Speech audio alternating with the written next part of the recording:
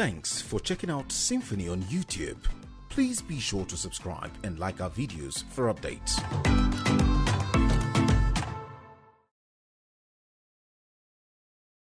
Exercise today is yet another opportunity for those of us from Imo State and Abia State to make our inputs on the amendments we seek in the country's constitution.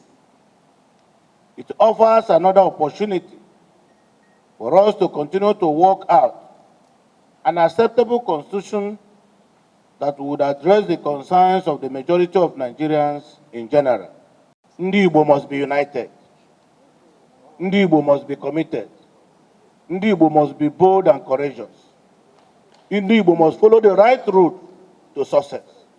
I therefore appeal to our youth to listen to the voice of reason. Let us toad the path of peace.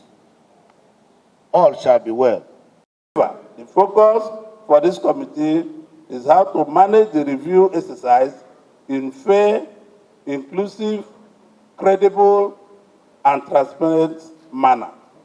This zonal public hearing will be designed in such manner to give citizens greater opportunities to make input more than ever before in the constitutional amendment process.